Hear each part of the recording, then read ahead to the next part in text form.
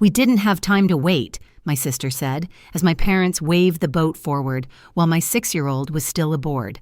The lake kept moving. So did my heartbeat. I'm Adriana Morales, a hospital doctor and Mira's mom. My own family left my child on a moving boat, then called it nothing. When Mira's tiny voice whispered, "Mommy, they left me," something inside me snapped into focus. They thought I'd swallow the guilt like I always do, but they forgot the part where I document everything, and where every bill they depend on runs through my hands. They expected me to keep the peace. Instead, I kept the receipts. And the next day, their lives began to unravel, starting with a phone call they never saw coming. If you've ever been betrayed by the people who should have protected you, tell me in the comments. And if you want to hear how this ends, hit subscribe and stay with me. The next morning, I was back in the hospital halfway through a shift when my phone buzzed with 6 missed calls from Mira. The timestamps lined up like SOS signals, each less than a minute apart. My stomach flipped. I ducked into the hallway and called back.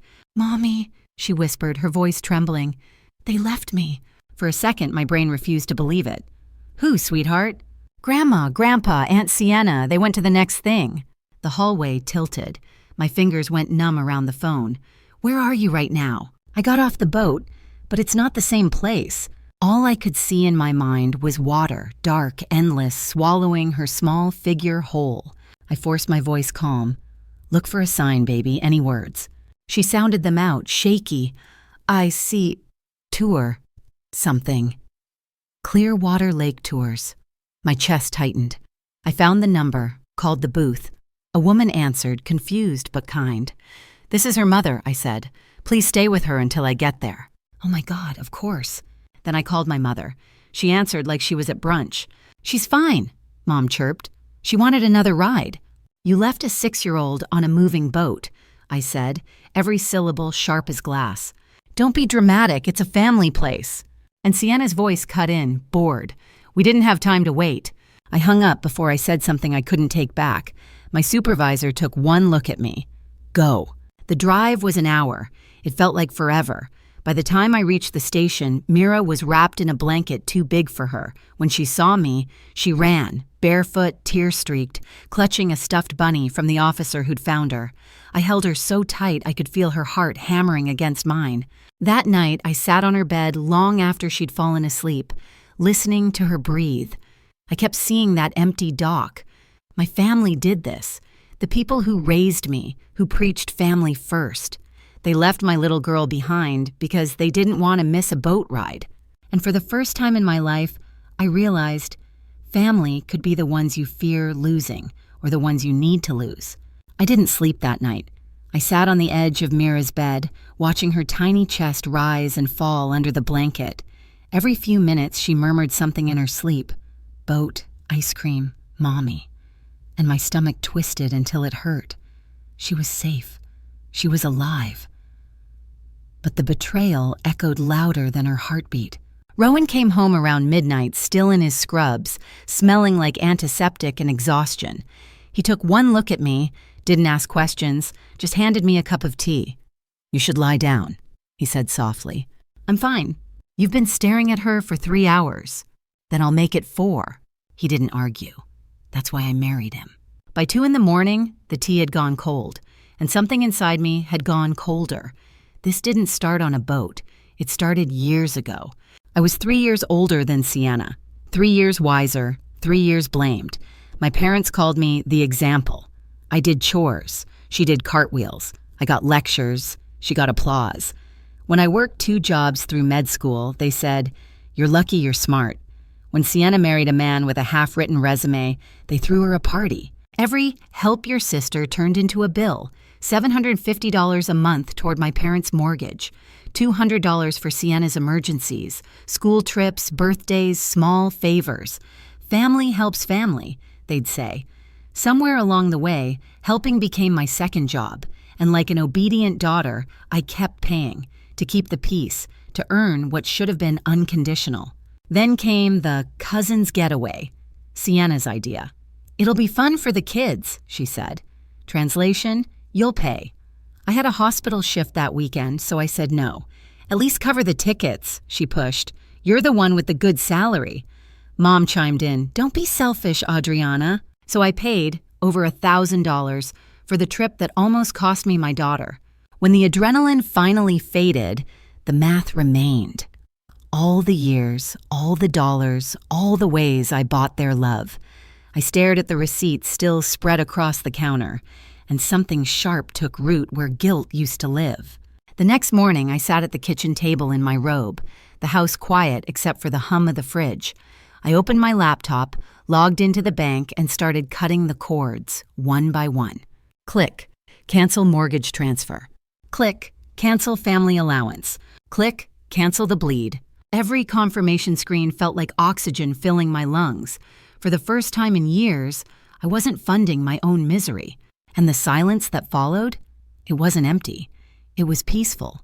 So peaceful it scared me, because I knew what came next wouldn't be silence for long. They'd notice. They'd call. And when they did, they'd meet a version of me they'd never met before, the one who didn't pay for loyalty and didn't beg for love. It didn't take long for the silence to end. 2 days after I cut the payments, my phone lit up with Sienna's name. I almost ignored it, but old habits die hard. You're unbelievable, she said the second I picked up.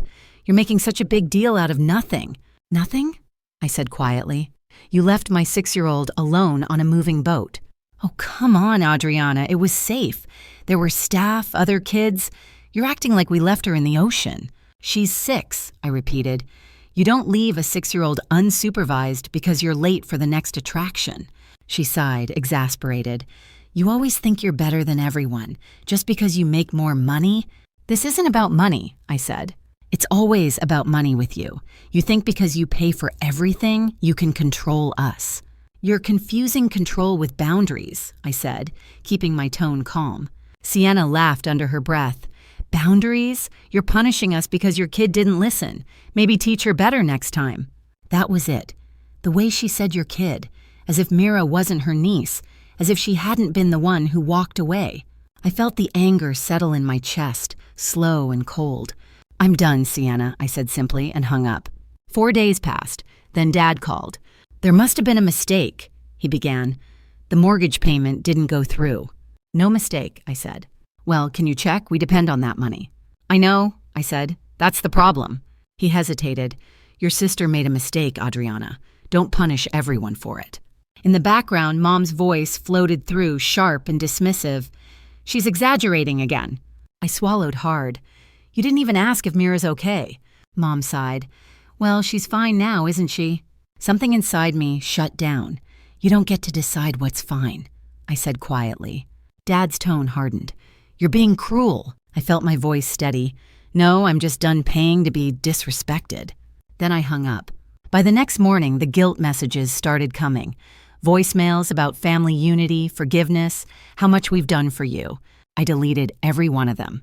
At work, a nurse asked, everything okay? Actually, yeah, I said. It's amazing what happens when you stop funding your own misery. She laughed, but I wasn't joking. That night, Mira was in the living room, stacking couch cushions into a tiny fort. Is this your castle? I asked. Only good people can come in, she said seriously. Then I guess I finally found the right place, I told her. For a moment, I thought maybe that was it, that the storm had passed. But the next week, Mira climbed into the car after school, quiet, eyes red. Grandma and Grandpa came to lunch, she said, voice shaking. They told me it's my fault.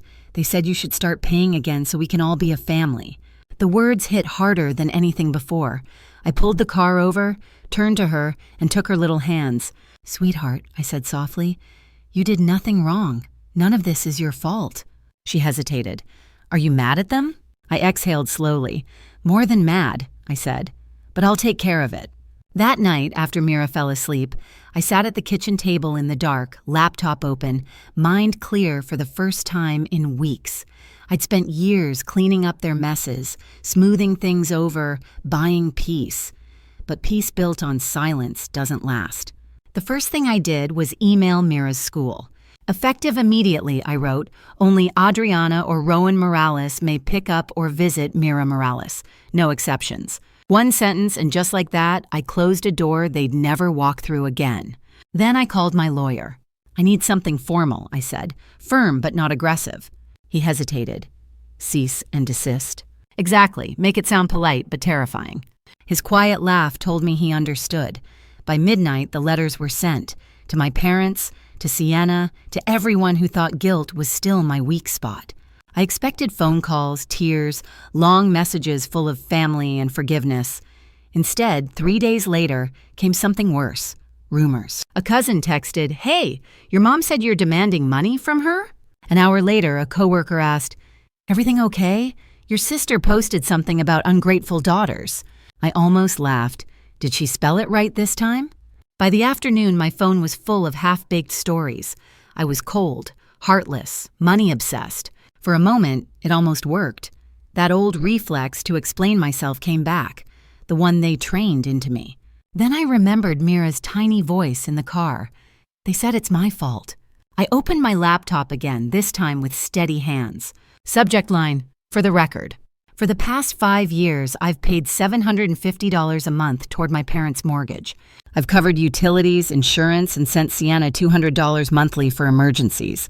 2 weeks ago, my family left my 6-year-old daughter alone on a moving boat while they went to another attraction. A police report has been filed for child endangerment, documentation available upon request. I reread it once, not to edit, just to let the truth sit heavy, and hit send. By morning, everything flipped. Cousins who'd ignored me for years suddenly remembered how to text. Mom's family love posts disappeared. Sienna's rant turned into a photo of a cappuccino with the caption, "Taking a break from negativity." For the first time, I didn't feel angry. I just felt free. Then came the call from my cousin. "Don't freak out," she said. "But Child Protective Services showed up at Sienna's house. Someone must have flagged the report." I went quiet. "She'll be fine," I said. They just needed to hear her version of the truth. That night, my phone blew up again. Voicemails, tears, threats. "Mom, because of you, your sister could lose her kids." "Dad, you've destroyed this family." "Sienna, you're jealous of me." I turned the phone face down and poured myself a cup of tea. The quiet that followed felt new, not empty, but earned. For the first time in my life, I didn't feel the need to explain myself. Because peace, I realized, doesn't always come from forgiveness. Sometimes it comes from finally walking away. Weeks turned into months. Without my money, my parents' world started to shrink. Mom stopped getting her hair done, Dad sold his fishing gear. Then came the house, they sold it, and moved into a small rental near the highway. Word got around about Sienna's CPS check. The agency didn't take her kids, but they did require parenting classes. Every Tuesday night, she and Derek showed up with notebooks and name tags. People talked. Friends stopped inviting them places. Even Mom called it embarrassing. I thought it would feel satisfying. It didn't. It just felt over, like a book finally closing on a chapter that had dragged on too long. One evening, I came home to Mira sitting at the kitchen table, legs swinging as she worked on her spelling homework. She looked up, serious. "Are they still mad at us?" she asked. "Probably," I said, smiling. "Does it matter?" She shook her head. "Not anymore." The phone buzzed on the counter. An unknown number. I flipped it face down. "Who was that?" "What's that?" Mira asked. No one worth answering. She went back to her work, humming softly, sunlight spilling across her paper. And for the first time in years, my house was quiet in the best possible way. I used to think peace would come when they apologized. It didn't. It came when I realized I didn't need their approval, their validation, or their version of family. They taught me silence, through years of guilt, control, and manipulation. But I taught myself peace. And that, finally, felt like winning. I looked over at Mira and thought, she'll grow up knowing love doesn't mean sacrifice, that you can be kind and still have boundaries. That family doesn't give you worth. You build it yourself. So what do you think? Did I go too far or just far enough? Tell me in the comments, and if you believe peace is worth fighting for, hit like and subscribe. Because sometimes walking away isn't weakness, it's freedom.